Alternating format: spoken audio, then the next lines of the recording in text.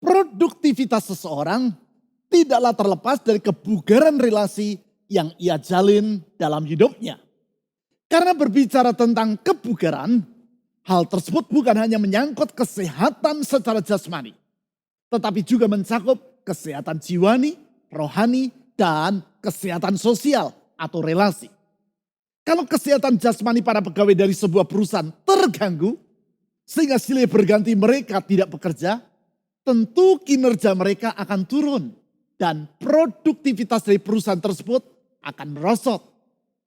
Hal yang samalah dengan kesehatan relasi dalam kehidupan para pegawai tadi. Bukan hanya relasi di antara mereka di tempat mereka bekerja, tetapi juga relasi mereka di luar tempat kerja.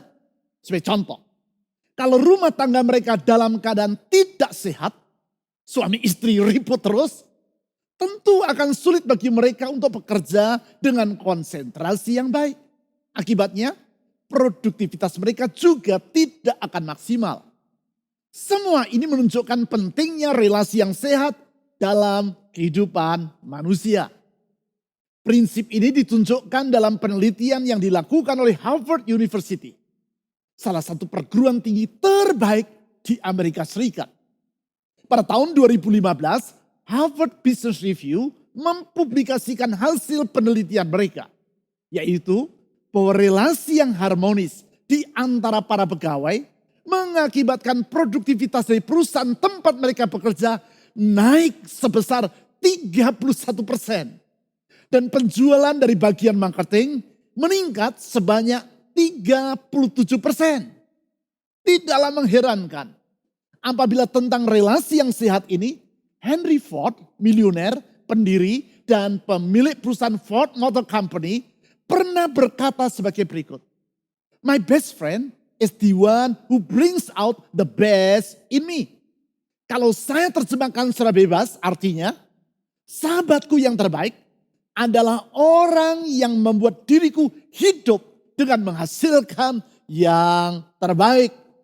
Dengan demikian ia berkata bahwa partnership atau kemitraan yang baik akan mengakibatkan hidup kita menjadi produktif dan maksimal.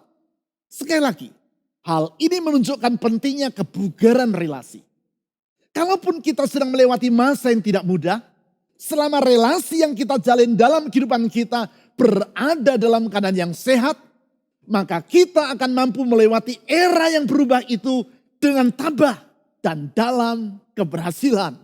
Artinya, terdapat kaitan yang erat antara hidup dalam awal yang baru atau restart dengan hidup dalam relasi yang baru dan sehat atau yang saya istilahkan sebagai a new partnership.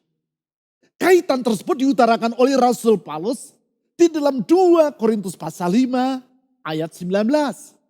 Sebagaimana yang telah kita pelajari di minggu-minggu yang lewat, di dalam 2 Korintus pasal 5 ayat 17 sampai 18, Rasul Paulus menulis bahwa oleh anugerah Allah, ia hidup dalam identitas yang baru, a new identity, atau hidup sebagai ciptaan yang baru. Di ayat-ayat sebelumnya, yaitu mulai ayat 13, dan di ayat selanjutnya, yaitu sampai ayat 19, ia menguraikan tentang 4 manifestasi dari kehidupan yang baru, atau a new identity tersebut. Keempat manifestasi itu dapat dirumuskan menjadi 4P. 4P. P yang pertama adalah a new purpose. Tujuan yang baru. Ditulis di ayat 13. P yang kedua adalah a new priority. Prioritas yang baru. Ditulis di ayat 14 sampai 15. P yang ketiga adalah a new perspective. Sudut pandang yang baru. Ditulis di ayat 16. A new identity. Dan ketiga P tadi, yaitu a new purpose, a new priority, dan a new perspective sudah dibahas dalam ibadah fusion. Ibadah untuk kaum profesi muda ini selama 4 minggu yang lalu secara berturut-turut. Kalau saudara belum mengikutinya, saudara dapat mengakses khotbah-khotbah yang penting sepenting itu melalui YouTube channel yang sedang saudara ikuti ini. Sekarang kita akan membahas P yang keempat, yaitu new partnership, kemitraan yang baru. Hal ini ditulis di ayat 19. 4P, mudah untuk mengingatnya. Purpose, priority, perspektif, dan partnership. Tujuan, prioritas, sudut pandang, serta kemitraan atau relasi yang baru dan yang sehat itulah yang harus mewarnai kehidupan kita di sepanjang tahun ini. Sehingga dengan demikian, kehidupan kita akan benar-benar restart. Hidup dalam awal yang baru. Hidup dalam identitas yang baru. Untuk memahami P yang keempat, yaitu new partnership ini, saya mengajak saudara untuk membaca 2 Korintus pasal 5 ayat 19. 2 Korintus pasal 5 ayat 19. Sebab Allah mendamaikan dunia dengan dirinya oleh Kristus. Dengan tidak memperhitungkan pelanggaran mereka. Ia telah mempercayakan berita pendamaian itu kepada kami. Di dalam ayat ini Rasul Paulus menyebutkan tentang relasi yang sehat dengan istilah mendamaikan. Karena pada dasarnya tindakan mendamaikan atau rekonsiliasi adalah memulihkan relasi yang rusak menjadi utuh kembali. Berarti dengan demikian Paulus menegaskan bahwasanya wujud dari identitas yang baru, yaitu hidup dalam kehidupan yang baru oleh anugerah Allah, adalah hidup dalam relasi yang dipulihkan atau relasi yang sehat. Lebih jauh, dengan menelaah ayat 19, kita dapat melihat bahwasanya relasi yang bugar tersebut termanifestasikan dalam 3 dimensi. Yaitu yang pertama, relasi yang bugar adalah relasi yang sehat secara upward. Upward. Artinya ke atas. Yang saya maksudkan dengan istilah ini adalah relasi yang sehat dengan Allah. Ini merupakan relasi yang sangat mendasar dan yang sangat penting. Karena pada hakikatnya kehidupan yang baru adalah hidup dalam relasi yang dipulihkan dengan Allah. Sebagaimana yang ditulis dalam Kejadian pasal 3, pemberontakan manusia kepada Allah telah merusak relasi mereka dengan Tuhan. Sebagai akibat, selama hubungan manusia dengan Allah dalam keadaan rusak, maka mereka tidak akan pernah hidup dalam kebahagiaan. Hal ini dikarenakan rusaknya relasi manusia dengan Allah juga mengakibatkan rusaknya relasi manusia dengan dirinya sendiri, dengan sesamanya, dan dengan alam di sekitarnya. Di dalam Kejadian pasal 3, keempat relasi yang rusak tersebut digambarkan sebagai berikut. Rusaknya relasi manusia dengan Allah digambarkan sebagai tindakan Adam dan Hawa dalam menyembunyikan diri mereka dari Allah. Rusaknya relasi manusia dengan dirinya sendiri digambarkan sebagai rasa malu pada diri Adam dan Hawa terhadap ketelanjangan mereka. Rusaknya relasi manusia dengan sesamanya digambarkan dengan rasa iri di hati Kain, anak sulung dari Adam dan Hawa, terhadap Habel, adiknya. Perasaan iri dalam diri Kain yang berpuncak dalam tindakannya, yaitu dengan membunuh Habel. Sedangkan rusaknya relasi manusia dengan alam sekitarnya digambarkan dengan terkutuknya bumi oleh ulah manusia. Dengan demikian, genaplah kerusakan relasi dalam hidup manusia oleh karena keberdosaan mereka. Kerusakan relasi yang mengakibatkan manusia tidak lagi hidup dalam kebahagiaan. Berarti di dalam hal ini, relasi manusia dengan Allah atau relasi secara upward merupakan relasi yang paling hakiki. Paling hakiki. Karena kesehatan dari relasi ini berdampak terhadap kesehatan dari relasi-relasi lainnya. Oleh karena itu, pemulihan relasi yang bersifat upward akan berdampak terhadap pemulihan dari relasi lainnya. Artinya, kehidupan yang baru tidaklah terlepas dari pemulihan relasi secara upward, yaitu relasi dengan Allah. Hal tersebut ditulis oleh Rasul Paulus dalam kalimat pertama dari ayat 19. 2 Korintus pasal 5 ayat 19 kalimat pertama.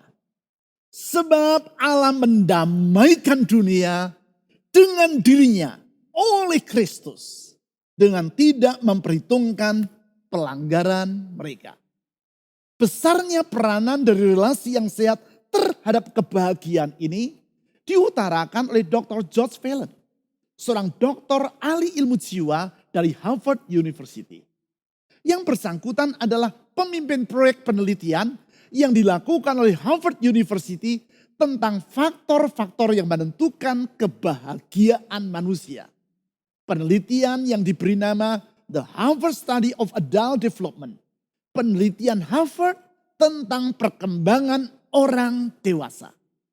Penelitian ini merupakan penelitian jangka panjang atau longitudinal research yang berlangsung selama 68 tahun. Dimulai dari tahun 1937 dan berakhir pada tahun 2005.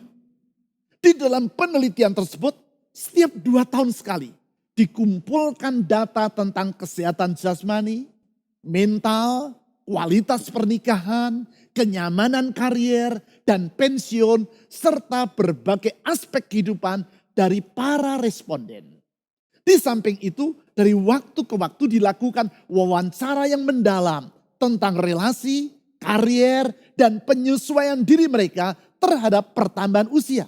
Singkat kata, penelitian ini merupakan suatu riset yang sangat masif tentang kehidupan manusia. Pada bulan Maret tahun 2008, majalah The Atlantic, sebuah majalah ilmiah yang sangat berbobot, melakukan wawancara dengan Dr. George Phelan. Kepada yang bersangkutan ditanyakan, pelajaran apakah yang dapat Anda ambil dari penelitian tersebut? Tentu orang mengharapkan suatu jawaban yang rumit dari seorang ilmuwan Harvard University. Namun ternyata Dr. Phelan memberi jawaban yang sangat sederhana.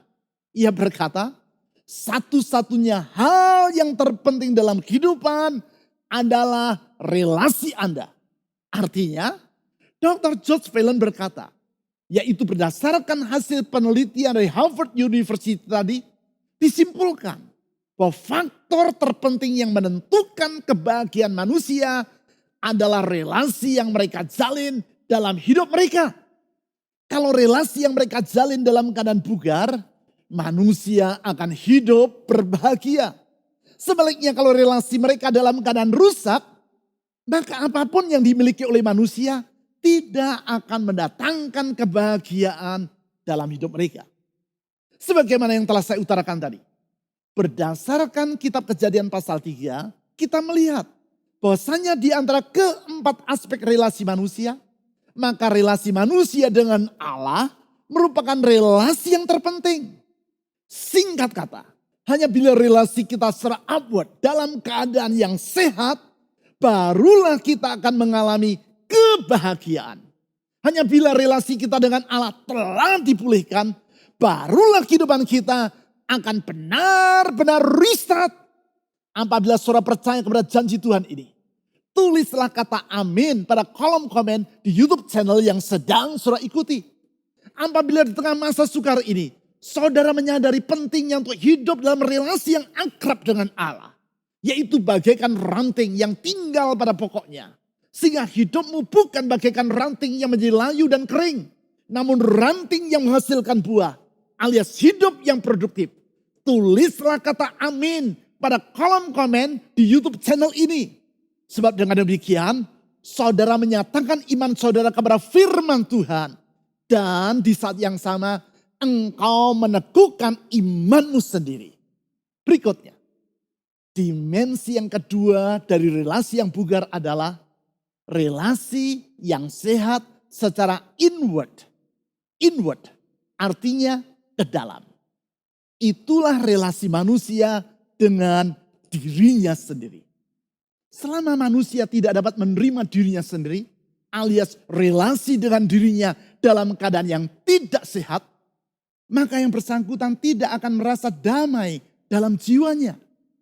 Di dalam Yesaya pasal 48 ayat 22 ditulis, bahwa selama manusia hidup di dalam kefasikan atau hidup di dalam dosa, maka tidak ada damai sejahtera dalam diri yang bersangkutan.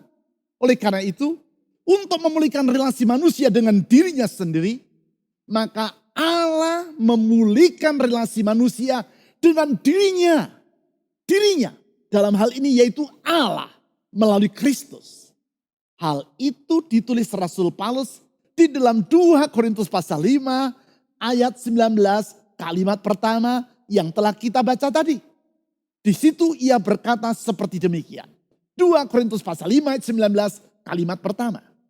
Sebab Allah mendamaikan dunia dengan dirinya oleh Kristus. Perhatikan, dengan tidak memperhitungkan pelanggaran mereka. Penggalan kalimat atau frasa yang penting di sini adalah tidak memperhitungkan pelanggaran mereka. Artinya Allah menghapus pelanggaran atau dosa manusia. Penghapusan yang mengakibatkan manusia bukan hanya diperdamaikan dengan Allah, tetapi juga dengan dirinya sendiri. Artinya, dengan demikian manusia dapat berdamai dengan dirinya sendiri. Relasinya dengan dirinya sendiri dipulihkan. Sehingga yang bersangkutan hidup dalam damai sejahtera. Tak dapat disangkali. Kesadaran manusia bahwa dirinya telah melakukan perbuatan yang salah mengakibatkan yang bersangkutan tidak akan merasa damai. Hal itulah yang dialami oleh Alfred Nobel, seorang ahli kimia dan industrialis dari Swedia. Yang bersangkutan adalah orang yang menemukan dinamit pada tahun 1867.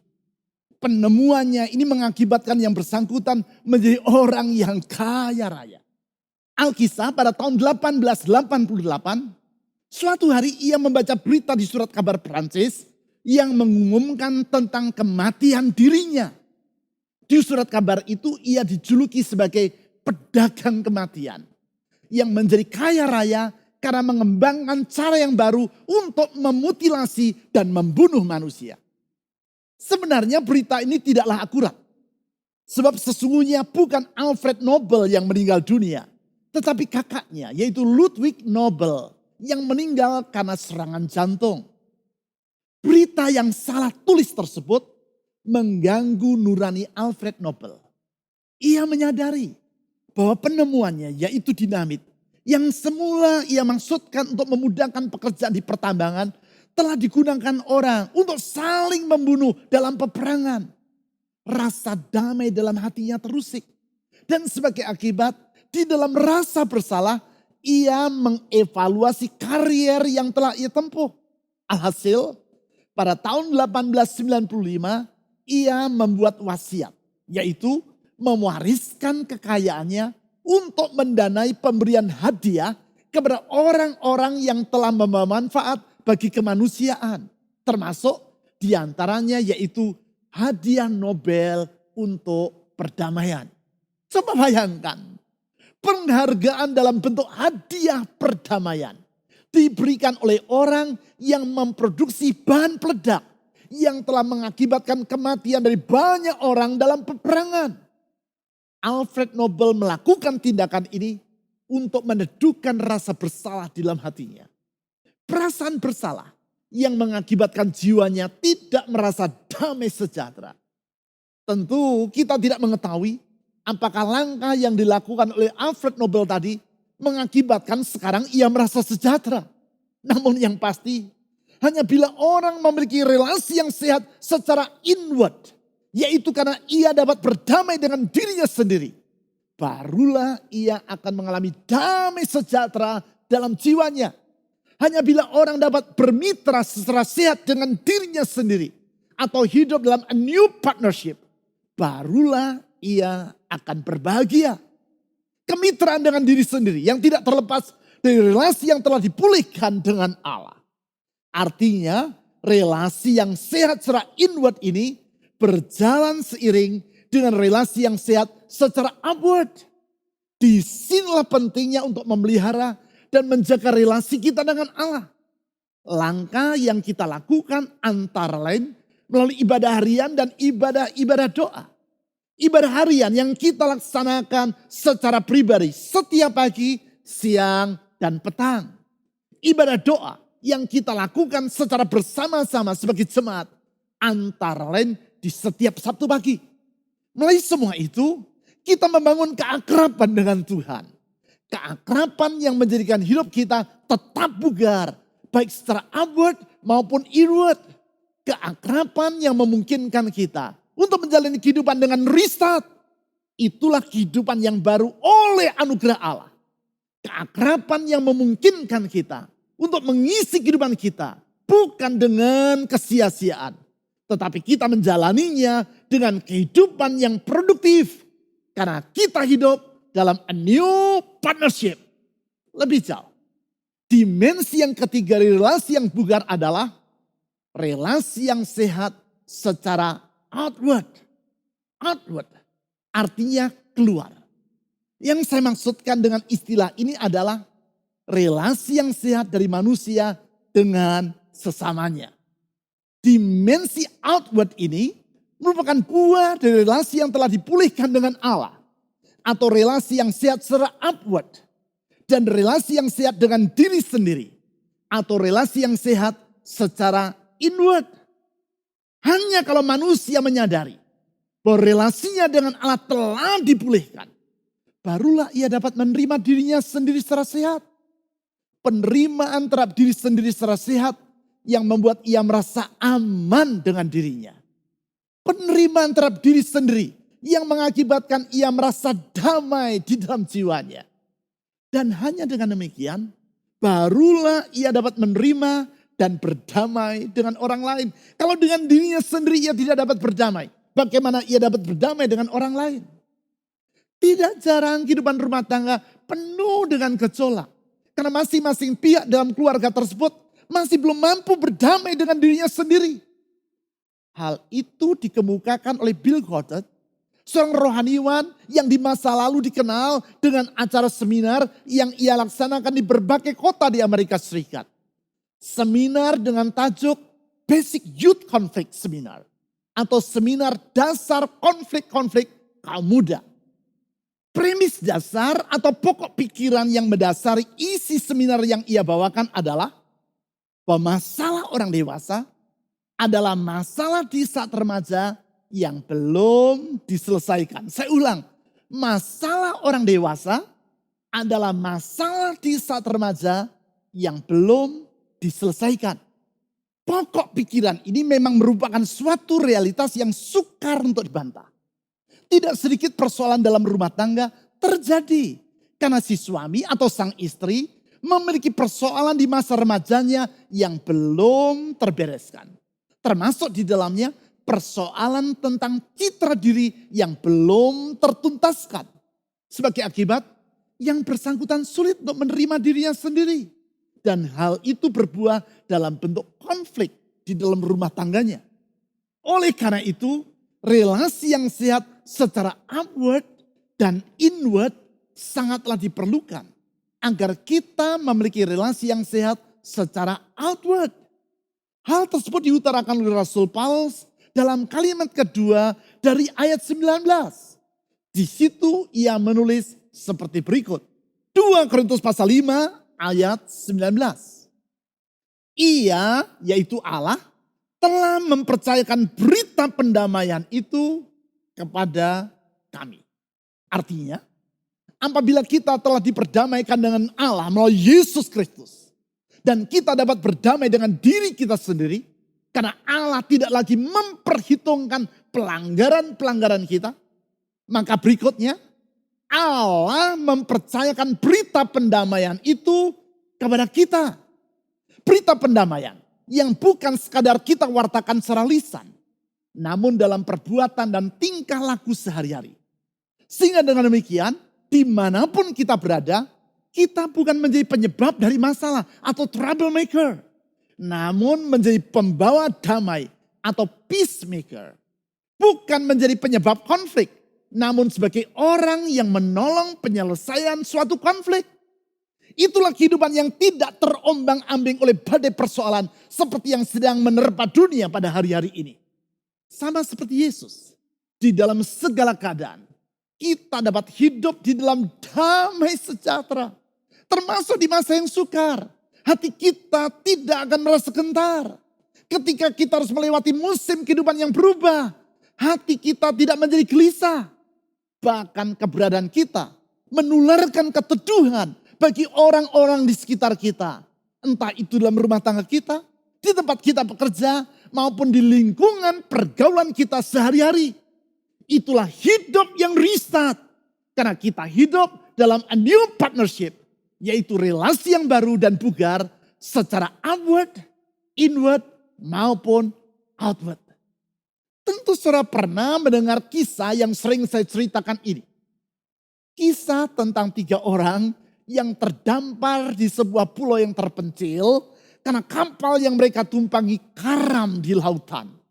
Orang pertama berasal dari Amerika. Orang kedua berasal dari Jepang. Dan orang ketiga berasal dari Indonesia.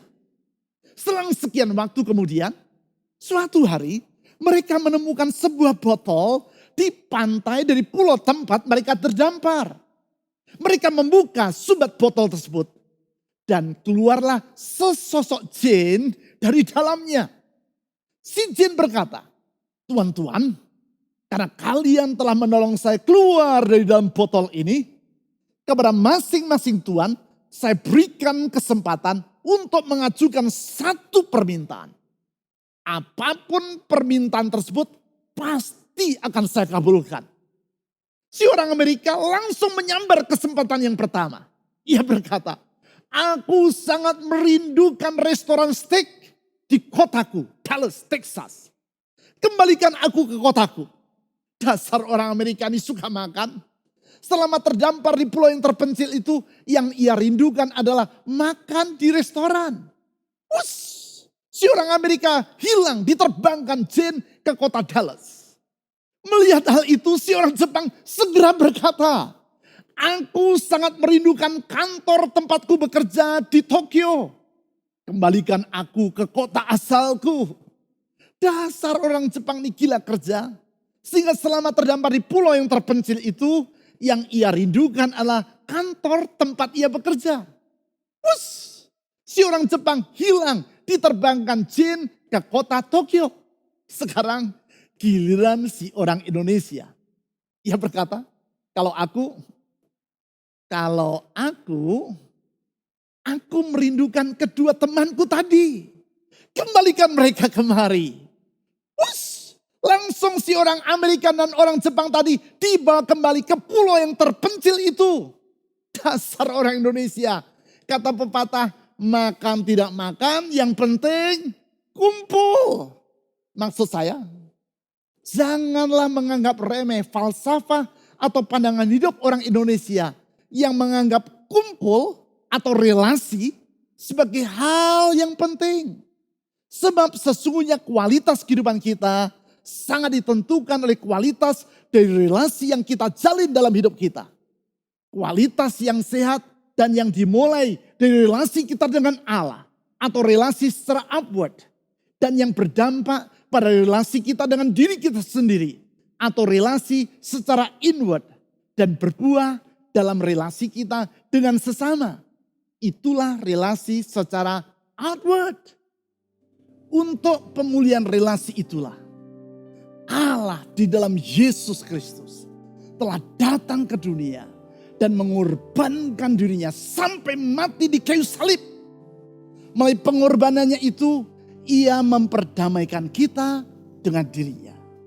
Sehingga dengan demikian, kita dapat hidup dalam kehidupan yang baru atau hidup secara restart. Sebagai akibat, apapun yang kita alami pada hari-hari ini, kita tidak akan merasa khawatir. Sebab Dia yang telah menghapus masa lalu kita, yaitu dengan tidak memperhitungkan pelanggaran-pelanggaran kita.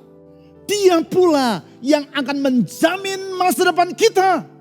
Artinya, dalam Yesus Kristus, Tuhan dan Juru Selamat kita, kita dapat menyongsong hari esok dengan penuh pengharapan.